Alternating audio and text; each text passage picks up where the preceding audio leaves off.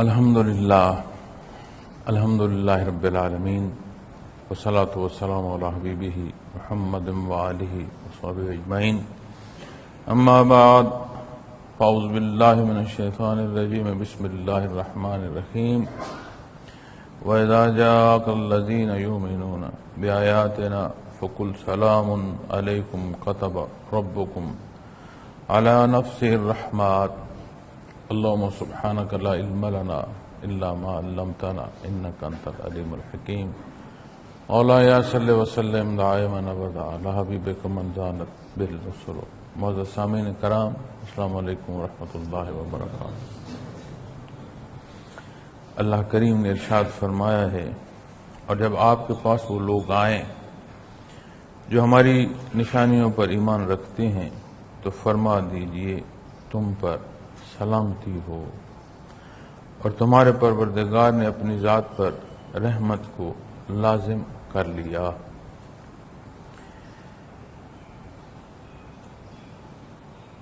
کیا خوب عطا ہے، کیا خوب پہلو اتباع محمد الرسول اللہ صلی اللہ علیہ وسلم کا، اور اس پر جو کرم اور عطا، کیا خوب پہلو یہاں بیان فرمایا جا رہا ہے۔ وَإِذَا جَاءَكَ، آنے پر بات ہے، حاضر ہونے پر بات ہے۔ اب آپ غور فرمائیں، آپ کے حضور حاضر ہونے والوں میں کیسے کیسے لوگ آئے۔ ظاہری دنیا کی حیثیت ہے، لیکن ایسے بھی آئے اس ظاہری حیثیت کے ساتھ جیسے ماتھے پر انہوں نے اپنی بدبختی لکھ لی ہو۔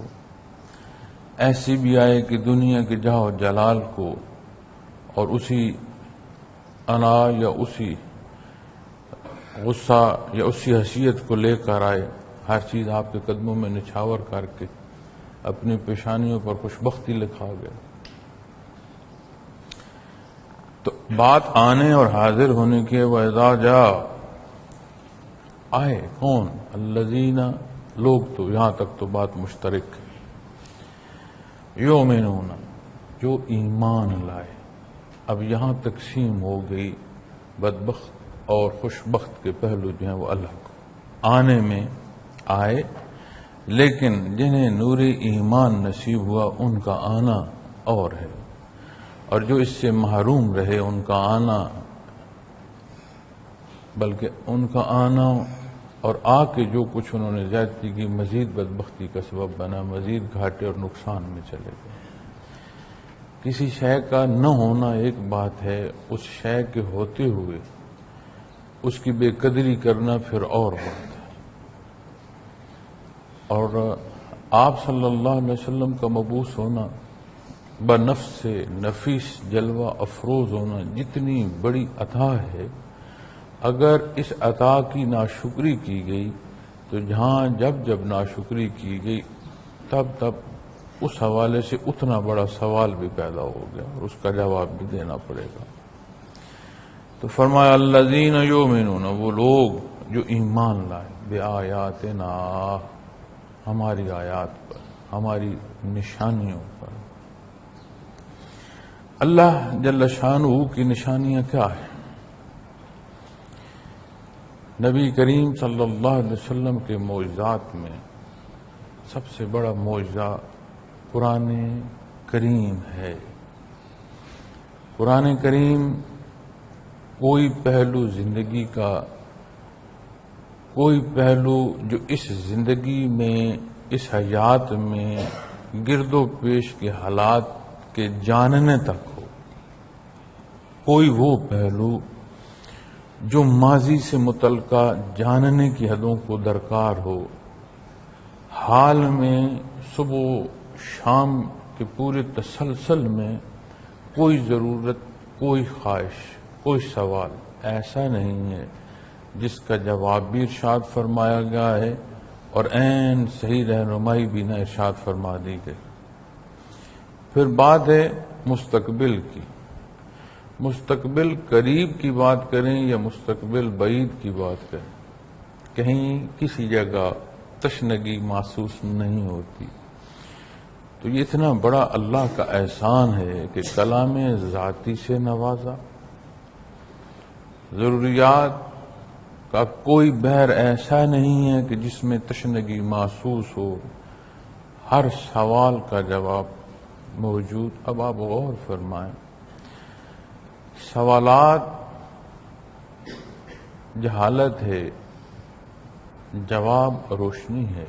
یہ ایک الگ پہلو ہے، یہ الگ موضوع ہے. لیکن کتنی مخلوق ہے، اور اس ساری مخلوق کی جو ذہنی، وجودی، ظاہری حیثیت یا کسی پہلو میں بھی استعداد ہے وہ الگ ہے.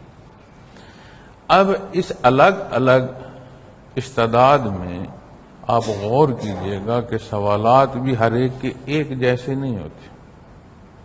کتنے سوالات ایسے ہوتے ہیں جو دوسرے کے وہم میں بھی نہیں ہوتا اور ایک سوچ رہا ہوتا. تو کسی ذہن کا کوئی سوال تشنا نہیں جاتا. ایسی اللہ کریم نے عطا آپ صلی اللہ علیہ وسلم کی بعثت کے سبب ہمیں عطا فرمائی.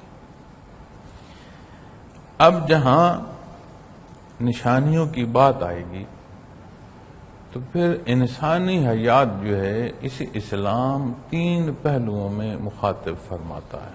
اگر وسیع معنوں میں آ کر 3 حصوں میں انسانی حیات کو تقسیم کیا جائے تو بنیاد آ جائے گی عقیدہ، ایمانیات. یہ وہ بنیاد ہے جو تخلیقی مقصد کی ابتدا بھی ہے، اور اسی کی سمجھ اور اسی میں برکت نصیب ہو تو انتہا کا بھی سبب بنتی چلی جاتی. دوسرے حصے میں آتی ہے وہ امور جو مانے گئے ہیں، ان کے مطابق اپنے آپ کو عمل میں ڈھالنا. پھر اس کے 2 حصے. ایک وہ حصہ ہے جو عبادات کے پہلو میں آتا ہے. ایک وہ حصہ ہے جو عبادات کے اس حصے میں جیسے رکوع و سجود ہے، لیکن اس رکوع و سجود کے پہنچنے کے لیے جتنے امور ہیں ہر ایک میں خالص نیت درکار. تو دوسرا حصہ جو بنتا ہے وہ ہیں عبادات، کسی پہلو میں بھی ہوں.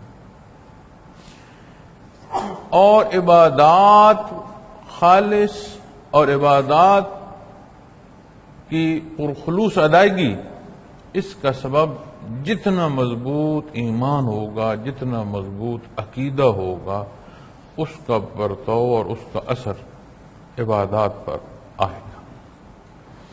پھر تیسرا بحر جس میں اسلام مخلوق خدا کو مخاطب فرماتا ہے وہ ہے معمولات زندگی.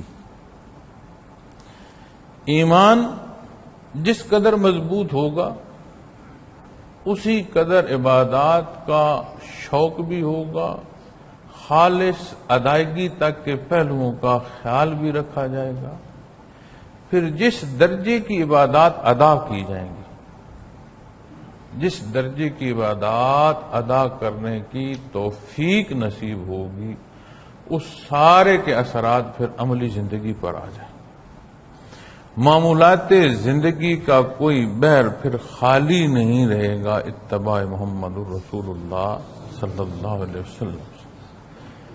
چونکہ آپ صلی اللہ علیہ وسلم کے اخلاق کریمہ کے بارے میں قرآن کریم نے فرمایا کہ بہترین نمونہ ہے. اور یہ بہترین نمونہ کیا ہے؟ ام المومنین رضی اللہ تعالی عنہ نے ارشاد فرمایا کان خلقہ القرآن، کہ آپ کے اخلاق کریمہ کیا ہیں؟ سارے کا سارا کلام ذاتی ہیں، قرآن مجید ہیں. جو کچھ اللہ کریم نے ارشاد فرمایا آپ نے بنفس نفیس اسے اختیار فرمایا. اب جب بات آ جائے گی صاحب ایمان کی، اس صاحب ایمان کے ایمان کی عظمت کہاں ملے گی؟ بآیاتنا، اللہ کی نشانیوں کا وہ یقین جو اسے عمل تک لے جائے۔ اب میں جیسے عرض کر رہا تھا کہ کیا خوب حاضری ہے اور کیا خوب عطا ہے کہ حاضر ہو رہے ہیں نبی کریم صلی اللہ علیہ وسلم کی خدمت میں، اور اس حاضری میں اللہ رب العالمین ان حاضر ہونے والوں کو مخاطب فرما رہے ہیں۔ آپ کے حضور حاضر ہونا کتنی بڑی عظمتوں کا سبب بنا کہ رب کائنات انہیں مخاطب فرما رہے ہیں۔ تو بے آیات نا، ہماری نشانیاں، آیات، اس میں پھر سارے کے سارا اسلام آ جائے گا، چونکہ کوئی بھی حکم جو اسلامی احکامات کے تحت ہمیں آپ صلی اللہ علیہ وسلم نے ارشاد فرمایا ہے، آپ کا تو کوئی ذاتی عمومی کلام جو آپ نے فرمایا امور دنیا میں، لین دین میں، تعلقات میں، کسی کی ذاتی حیثیت کے سوال کے جواب میں، ایسا نہیں ہے جو من جانب اللہ عطا نہ ہو۔ لیکن جب بات آئے گی کہ ہماری نشانیاں، تو ہر وہ امر جس کا حکم دیا گیا، ہر وہ کام، ہر وہ معاملہ جس کا حکم دیا گیا ہے، اس آیا کریمہ اور اس ارشاد کے تحت آ جائے گا۔ اب جب حاضر ہوئے، مخلوق سے الگ اور اعلی حصہ نصیب ہوا صاحب ایمان ہونے کا، پھر اس ایمان اور اس بنیاد پر عمل صالح نصیب ہوئے عبادات سے معاملات تک۔ یہاں ایک ذیلی نقطہ عرض کروں گا اب آپ سے کہ یہ دیکھنے میں آتا ہے عبادات کی ادائیگی ہے یہاں سے لے کر حج بیت اللہ تک، فرائض سے نوافل تک، نماز پنجگانہ سے لے کر حرمین شریفین کی حاضری تک، احکامات مکلف کب کس پر کس حصے کی فرضیت ہے، کہاں رعایت ہے، یہ الگ موضوعات ہیں۔ لیکن آپ غور فرمائیں، مخلوق ہے اس میں۔ اللہ سب کی عبادات قبول فرمائے، لیکن جو نقطہ عرض کرنے جا رہا ہوں وہ یہ ہے، مساجد میں جائیں جگہ نہیں ملتی، جمعۃ المبارک کی ادائیگی کے لیے جائیں، کسی مسجد میں جا کر دیکھیے گا، تھوڑا وقت ٹھہر کر جائیں، جوتیوں میں جگہ نہیں ملے گی۔ حرمین شریفین میں کوئی بندہ یہ چاہے کہ کوئی فارغ لمحہ مل جائے، کوئی کمزور، کوئی بیمار یہ دیکھتا رہے بیٹھ کر کہ کچھ رش کم ہو جائے تو میں بھی مطاف میں قریب ہو سکوں، اچھا بھلا صحت مند، مشکل ہے کہ حجر اسود کا بوسہ لے سکے۔ ایک تعداد ہے، مخلوق۔ نام حلیے، باشرہ ہونا، سر کا ڈھانپا ہونا، کپڑوں کا لحاظ ہونا، رنگ کا لحاظ ہونا، سارے بہروں کو دیکھتے ہو۔ کچھ تو ہمارے معاملات ایسے ہیں جنہیں ہم نے خود کھینچ تان کر سخت کر دیا ہے، اور جو ان پر نہ ہو ہمارے نزدیک وہ مذہب سے لگاؤ ہی نہیں رکھتا، اس سے ہٹ کر بھی آپ غور فرمائیں، مخلوق ہے اور کتنی ہے، اسی نسبت کو معاملات میں لے آؤ، بازار میں لے آؤ، لین دین پر لے آؤ، کاروبار پر لے آؤ، اسی باشرہ حلیے کو دکان پر بیٹھا ہوا دیکھ لو،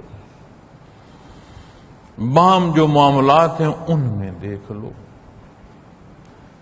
قرض کے لین دین میں دیکھ لو، زمینوں جائیدادوں کی تقسیم میں دیکھ لو، کیا یہ جو تعداد مساجد میں ہے، یہ جو تعداد حجاج کرام کی ہے، یہ جو تعداد مخلوق جو دین سے فارغ التحصیل ہے، کتنے لوگوں پر اعتبار کر سکو گے؟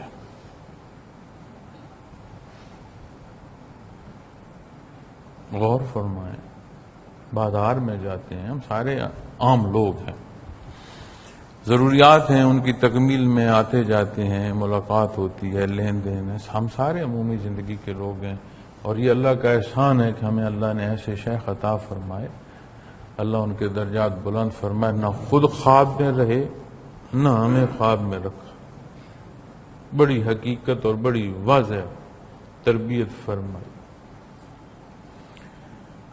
تو دیکھیں عملی زندگی میں اس تعداد کی کتنی فیصد ہے جو اس حلیے کے مطابق امور کی سرانجام میں ہمیں پیش آئے، حیرانگی ہو جائے گی۔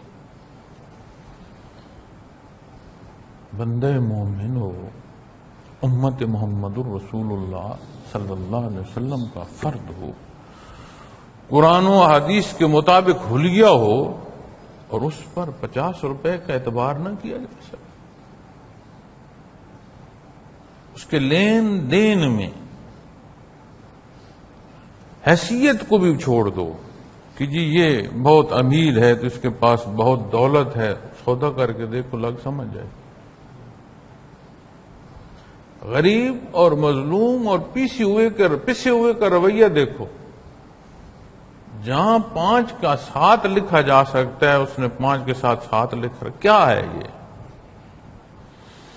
اصول عرض کر رہا ہوں کہ ایمان کی مضبوطی عبادات کے اختیار کرنے میں وہ درجے کا سبب ہوتی ہے جسے شرف قبولیت نصیب ہو۔ عبادات کو شرف قبولیت نصیب ہو تو اس کا پرتو معاملات پر آتا ہے۔ اب جو حج بیت اللہ سے واپس آ رہا ہے، واپس آ کر اپنے کاروباری حیات میں جاتا ہے، لین دین میں کوئی فرق نہیں آیا تو حاجی صاحب لکھنے سے آخرت میں پھر کوئی فائدہ بھی نہیں ہوگا۔ ایک دفعہ حضرت جی رحمت اللہ تعالی علیہ ارشاد فرما رہے تھے اور حج کے حوالے سے بات ہو رہی تھی، تو آپ فرما رہے تھے کہ حج کی قبولیت میں ایک نشانی ہوتی تھی کہ جو کنکریاں شیطانوں کو ماری جاتی تھیں، خیر القرون میں یہ مخلوق اس کی شہادت دیتی ہے کہ وہ کنکریاں صبح وہاں موجود نہیں ہوتی تھی، فرشتے اٹھا لیتے، اور حاجی کے حساب کتاب میں وہ روز معاشر کے حوالے سے اٹھا لی جاتی۔ آج وہاں پر کمپنی ہرڈ ہے، جس کے ٹرک ہیں، جتنی کنکریاں وہاں سے اٹھا کر وہ باہر پھینکتے ہیں۔ کہاں فرشتوں کا اٹھا لینا، کہاں ٹرکوں پر لاد کر باہر پھینک دیا جائے۔ کیا اس مقدس سفر پر جاتے ہوئے جو شرائط ہیں وہ پوری ہے؟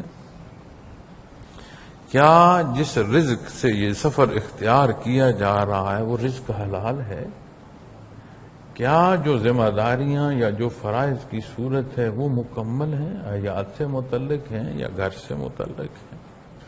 کیا جو جا رہے ہیں اس جانے کا مقصد نام کا اضافہ ہے کہ ایک حصہ اور حاجی کا ساتھ لکھا جائے یا الحاج کا لکھا جائے، یا وہاں جا کر جانا آپ صلی اللہ علیہ وسلم کا جو حکم ہے اس کے تحت؟ اب میں یا آپ کسی کی عبادات کے پیمانے نہیں بتا سکتے، وہ جانے، اس کا اللہ جانے۔ جو کچھ پیش آ رہا ہے ہم تو اس پیش آنے پر بات کر رہے ہیں. ہم تو خود گناہگار لوگ ہیں. اپنی معاشرے کی جو شدت اور گرمی ہے اس سے ہم بھی جل رہے ہیں، اس میں ہمارا بھی کردار شامل ہے. اگر ہم ان امور کو اجاگر نہیں کریں گے، جو اختیار بھی کردار کے طور پر کر رہے ہیں اور جو بھگت بھی رہے ہیں، تو پھر کون آ کر ان امور کی تصحیح کرے گا؟ تو جو چیز اور نقطہ عرض کرنا چاہ رہا ہوں کہ یہاں تک تو بات آتی ہے وَإِذَا جَاءَكَ الَّذِينَ يُؤْمِنُونَ بِآيَاتِنَا، کیا اس ماننے کا اثر وارد ہو رہا ہے معاملات پر؟ چونکہ یہ بھی تو اللہ کی نشانی ہے. حلال کمانا عین عبادت ہے. اولاد، گھر، والدین، ان کی ضروریات پوری کرنے کے لیے یہ کوشش اور عمل عبادت کے درجے میں چلی جاتی ہے. وجود اپنا ڈھانپنا ہے، خوراک اپنی پوری کرنی ہے، حلال رزق سے اپنی ضروریات کا پوری کرنا کہیں نہ کہیں کسی نہ کسی درجے میں عبادت میں چلا جاتا ہے. تو یہ کیا ہے؟ مانا اور مسجد کی پہلی صف میں جا کر کھڑے ہوئے، بازار میں آ کر 5 روپے پر ہمارا ایمان ڈول گیا. پلٹنا ہوگا واپس اس ماننے کی طرف. کیا کہیں اس ماننے میں کوئی نقص تو نہیں ہے؟ کیا وہ خالص اللہ کی رضا کے لیے ہے؟ جب اسے کھنگالیں گے تو پھر نزاکت عبادات کی بھی سمجھ آنا شروع ہو جائے گی. عبادات کو خالص ادا کریں گے. اب حیرانگی ہوتی ہے، عبادات میں سب سے بڑا حکم فرائض کا ہے. بنیادی فرائض کی بات جو ہے وہ نماز سے شروع ہوتی. آپ صلی اللہ علیہ وسلم کا فرمان ہے کہ بے نماز ہم میں سے نہیں. جو نماز چھوڑ دے اس میں فقہ کی بحث دیکھیے رونگٹے کھڑے ہو جائیں. معلوم نہیں کہ اس کی ادائیگی کیسے کرنا. نہ رکوع و سجود کی سمجھ ہے، نہ قیام کی سمجھ ہے، نہ تشہد کی سمجھ ہے. کہ ٹھونگے ہیں ماری جا رہے ہیں ماری جا رہے ہیں. نہیں معلوم کہ حرکت ہاتھ کی 1 دفعہ کر لی ہے یا 2 دفعہ کر لی ہے یا کثرت میں چلے گئے. اس سے فرق کیا پڑتا؟ سجدے میں گئے ہیں، پاؤں کہاں لے گئے ہیں؟ کیا زمین سے پاؤں اٹھانے پر کیا سجدہ رہ جائے گا؟ نہیں معلوم. اتنی دیر میں 1 دفعہ سبحان ربی الاعلی نہیں عرض کی جا سکتی، ہم 2 سجدے کر جاتے ہیں. تو کبھی مفسدات کو بھی دیکھا میں نے. کیوں دیکھیں؟ تعلق پر دیکھیں گے جی، سمجھنے پر دیکھیں گے. صاحب حیثیت کے روبرو جاتے ہوئے ہم نے گلے والا بٹن بھی بند کرنا ہے. کف دیکھنے ہیں کہ بٹن بند ہے، حلیہ ٹھیک ہے. احساس ہے. اس لیے تو جو حکم رب کائنات کا ہے، جو عظمت نمازی کو نماز کی ادائیگی میں ارشاد فرمائی، اس کی سمجھ ہو تو حلیے سے لے کر عمل تک درست ہو نا جی. تو ایمان کو جب آپ دیکھیں گے، جس درجے کی مضبوطی بنیاد عقائد بنیاد ہے وہاں نصیب ہوگی، اس کا اثر عبادات پر آئے گا، یقینی طور پر آئے گا. جب عبادات کو دیکھیں گے، سمجھیں گے، شوق اور محبت سے اختیار کریں گے تو اس کا اثر عملی زندگی پر وارد ہوگا. جس تسلسل سے یہ بنیاد سے عمل تک آ رہا ہے، عمل میں کمزوری ہے تو واپس اس تسلسل کو دیکھنے کی ضرورت ہے. جاننا، محض جاننا عمل پر مجبور نہیں کرتا. اس جاننے کے ساتھ یقین محکم درکار ہوتا ہے. یہ فضول نہیں بیٹھے آپ لوگ. یہ ذکر اذکار کی محافل جو ہیں یہ محض مخلوق کو جمع کرنے کے لیے نہیں ہے. یہاں تو اللہ کا یہ بہت بڑا احسان ہے کہ افراد کو، حیثیتوں کو نہیں دیکھا جاتا. بندوں کو بہلایا نہیں جاتا. جو معاملات میں کمزوری کرتا ہے، اذکار میں کمزوری کرتا ہے، اس سے عرض کر دی جاتی ہے کہ میاں آئے ہو عبادات کے لیے، رہنا ہے تو نفلی معتکف کی حیثیت سے رہنا، نہیں رہنا، امور نہیں اختیار کر سکتے تو یہ شہرگاہ نہیں ہے، گھر تشریف لے جاؤ. کتنے لوگوں کو گھر روانہ کر دیا جاتا ہے. مقصد مخلوق عدد میں جمع کرنی نہیں ہے، مقصد جو آیا ہے اس کی تربیت کرنی ہے. تو اللہ اسے خالص اختیار کرنے کی توفیق عطا فرمائے. جو کچھ جانتے ہو اس اللہ اللہ کی تکرار سے یقین کامل نصیب ہوگا. جب وہ یقین ہوگا کہ میں اللہ کے روبرو ہوں، آپ صلی اللہ علیہ وسلم کا حکم ہے، اس سارے حال کے ساتھ روز محشر اس کے روبرو حاضر ہوں گا. عمل بعد کی بات ہے، جب پہلے سوچو کہ وہیں شریر کانپ جائے گا، سمجھ آ جائے گا کہ نہیں یا میں غلط کر رہا ہوں. اپنے آپ سے بات کیا کرو. ہم ساری مخلوق سے بات کرتے ہیں، ذات سے بات نہیں کرتے.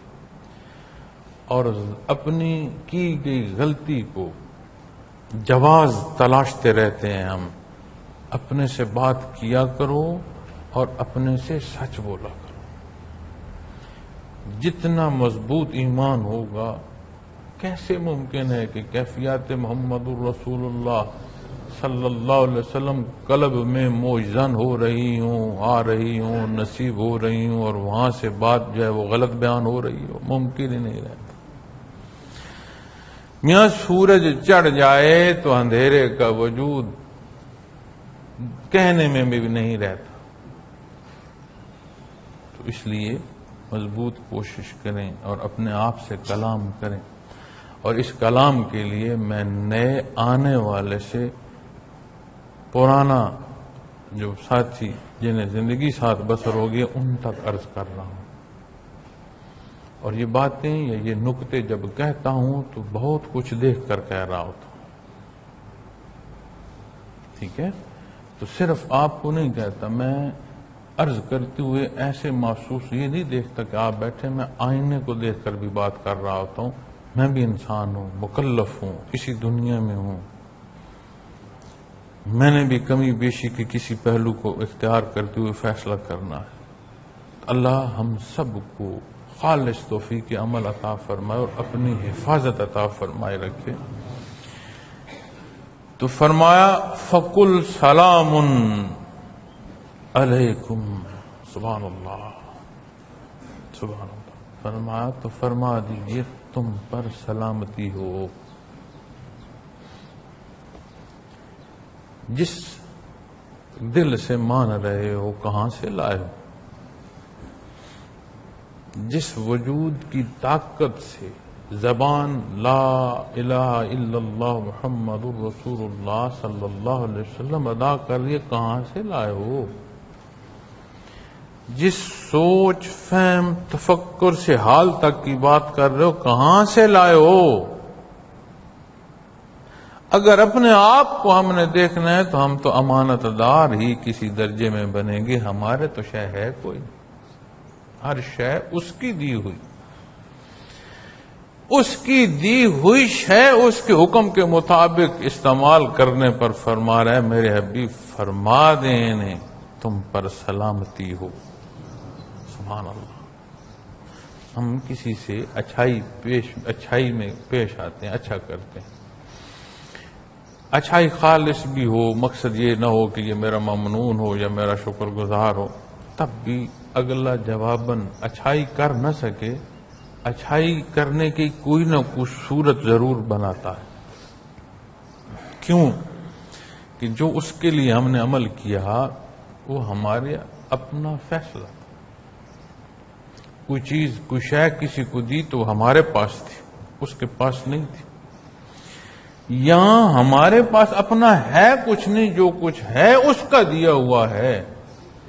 جو مصارف ہیں وہ اپنے مفاد کو پورا کر رہے ہیں، اس کے حکم پر خالص اور صحیح پورا کرو. وہ فرماتا ہے میرے حبیب انہیں فرما دو کہ تم پر سلامتی ہو.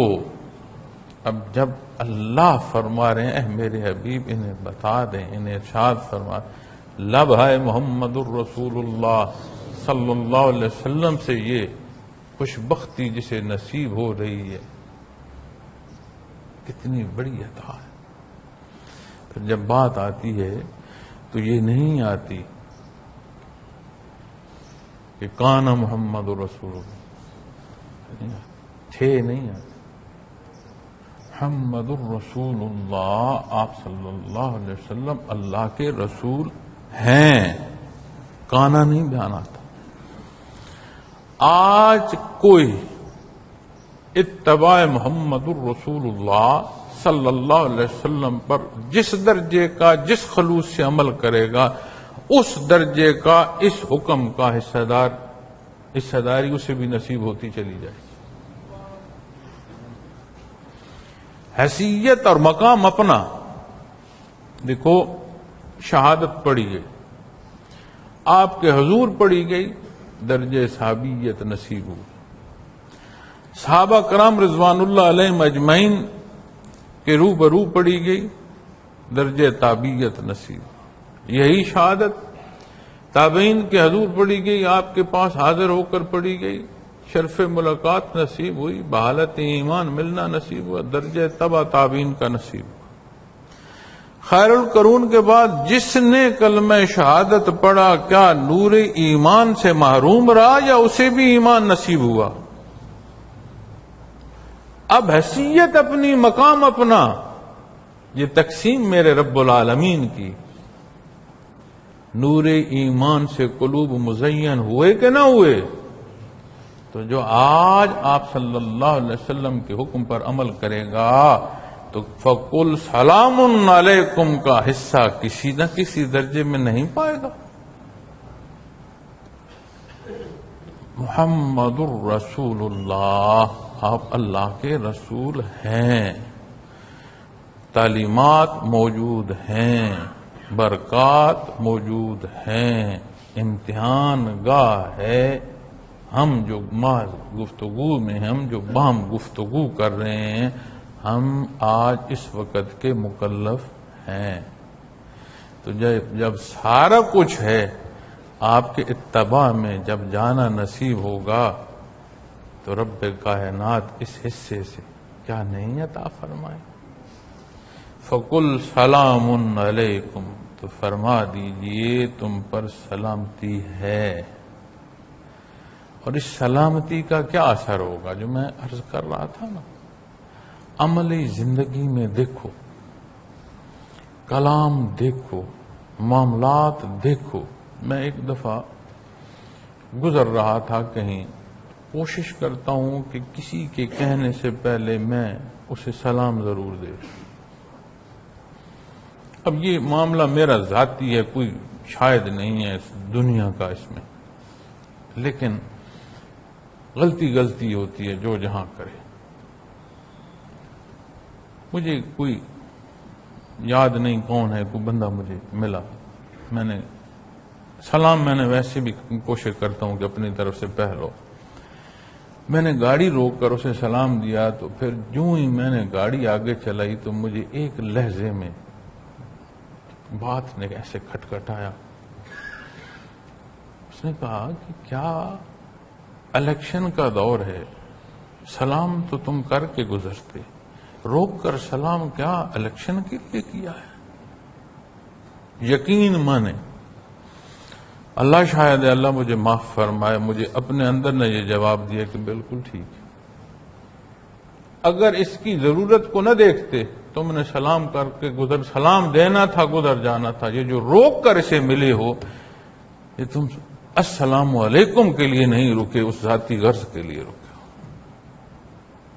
تو جب اپنے آپ سے کلام کرو گے نا، نزاکتیں بھی سمجھ آئیں گی، کمزوریاں بھی سمجھ آئیں گی، پھر ان کے حل کی تلاش کو چلو گے. وہ مہربان ہے. فرماتا ہے فَقُلْ سَلَامٌ عَلَيْكُمْ. یہاں سے تقویت نصیب ہوگی، یہاں سے حفاظت نصیب ہوگی.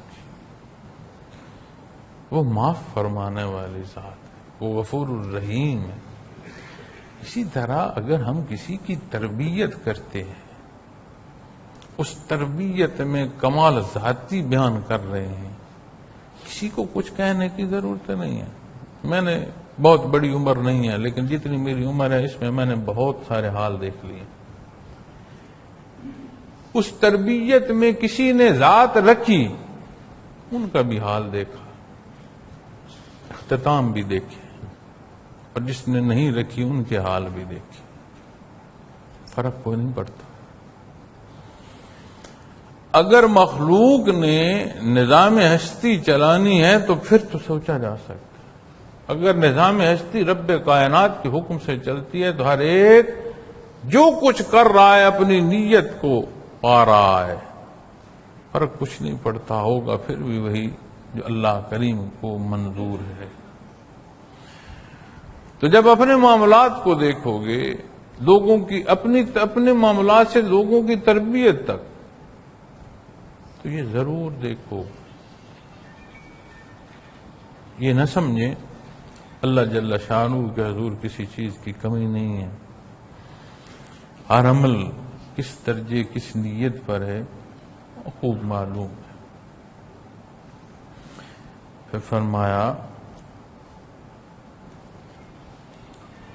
کتب ربکم علی نفسہ الرحمۃ، اور تمہارے پروردگار نے اپنی ذات پر رحمت کو لازم کر لیا ہے. کتنے غفور الرحیم ہے اللہ رب العالمین. ہمارا ملازم دوسری بار نہیں، پہلی بار ہی خطا کرے تو ہم کتنا غصے میں آتے ہیں.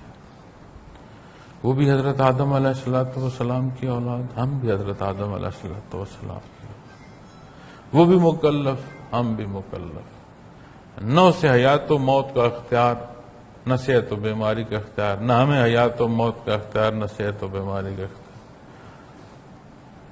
فرق حیثیت کا ہے، اور کلام ذاتی فرماتا ہے یہ فرق اس لیے ہے کہ تمہاری زندگی آسان گزرے. بے تناب معاشرے قائم نہیں ہوتے، ہر کوئی اپنی طرف منہ اٹھا کر بیٹھ لیتا تو انسانی معاشرہ نہ ہوتا. تو لفظ انسان تو ہے ہی مل جل کر رہنے والا، تو مل جل کر رہنے کے لیے ضروری ہے کہ باہم ضروریات بھی منسلک ہوں. تو یہ جو حیثیتیں ہیں تو یہ تو دنیا کی زندگی بسر کرنے کو ہے، اور وہ ذات خالق ہم مخلوق. وہاں ساری زندگی غلطی میں گزرتی جائے، پلٹ ہو وہ معاف فرما دے. تو فرمایا کتب ربکم علی نفسہ الرحمۃ، اور تمہارے پروردگار نے اپنی ذات پر رحمت کو لازم کر لیا ہے. سبحان اللہ، سبحان اللہ. اب اس سارے تسلسل کو دیکھیں. آیا کریمہ جہاں سے تفسیر کرتا ہوا یہاں تک آیا ہوں، آخر میں نتائج ہوتے ہیں. نتائج کس پر مرتب ہوتے ہیں؟ ایک بچہ امتحان گیا، امتحان دے کر پہلے تو ہم پہلی اس میں کرتے تھے بات کی جی پہلی پوزیشن ہے، دوسری آج گریڈز میں بات ہوتی ہے. اے میں اے پلس میں ہے، اے گریڈ میں، آج گریڈز کی. اور جس نے کاغذ پر جا کر کچھ لکھا ہی نہیں ہے وہ کس نتیجے پر بات کرے گا، کون سے گریڈز کی بات کرے گا؟ تو جب اس نتیجے کی بات کی جاتی ہے تو پیچھے دیکھو نا، اس ایگزامینیشن ہال کی تحریر ہے، اس ایگزامینیشن ہال کی تحریر کے لیے پورا سال ہے جس میں تربیت حاصل کی جا رہی ہے. تو اس داخلے سے لے کر اس تربیت گاہ سے گزرتے ہوئے، اس تربیت کے ساتھ ایک ایک دن بسر کرتے ہوئے پھر امتحان گاہ میں پہنچے، اور جو کچھ لکھا اس کے نتیجے پر پھر گریڈ پر بات ہو رہی ہے. تو یہاں جب فرمایا جا رہا ہے کتب ربکم علی نفسہ الرحمۃ، اور تمہارے پروردگار نے اپنی ذات پر رحمت کو لازم کر لیا، تو پچھلا حصہ کیا ہے؟ اس سے پہلے کہ سلامتی ہو. اب جب سلامتی کی بات آئے گی، کرم اور احسان کی بات آئے گی، تو کرم اور احسان کہاں سے آئے گا؟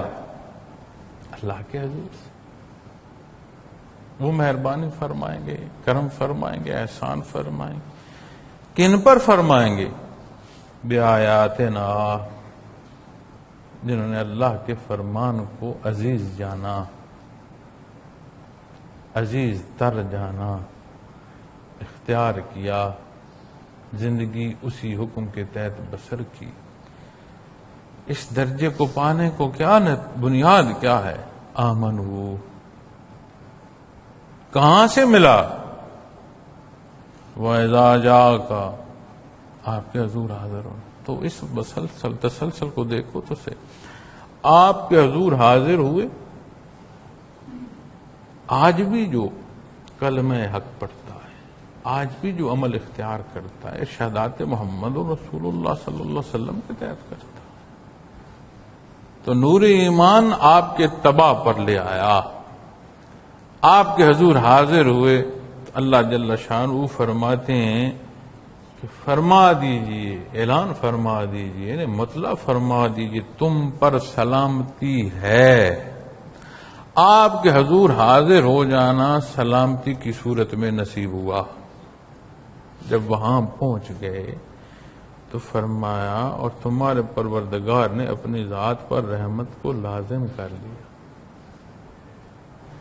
تو کمی بیشی معاف فرمائی جاتی ہے. اجر اور بدلہ کیے سے کئی گنا زیادہ عطا فرمایا جاتا ہے. اور ایسا کریم ہے کہ جو تجاوز اور غلطی ہو، جس درجے کی ہو اتنی سزا ہے. نیکی جو کی ہے اس کا بدلہ اس کے برابر نہیں ہے، اس سے گنوں میں فائدہ ہے، کئی گنا فائدہ عطا فرمایا جاتا ہے. اور یہ جو فرمایا گیا نا اپنی ذات پر رحمت کو لازم کر لیا ہے، اللہ کریم پابند نہیں ہے کہ اس کے تحت اپنے آپ سمجھنے میں کوئی غلطی یا خطا کھا جائے. اللہ اپنی سنت کو تبدیل نہیں فرماتے، یہ کلام ذاتی ہمیں بیان فرماتا ہے. رستہ کا تعین، حدود و قیود مقرر فرماتا جاتا ہے. اللہ دین کی سمجھ اور خالص عمل کی توفیق عطا فرمائے. اللہ پاک یہ مل بیٹھنا قبول فرمائے. وآخر دعوانا الحمدللہ رب العالمین. الحمدللہ رب العالمین، والصلاة والسلام علی حبیبہ محمد ربنا اننا آمنا وقنا صلی اللہ تعالی علی خیر خلقہ.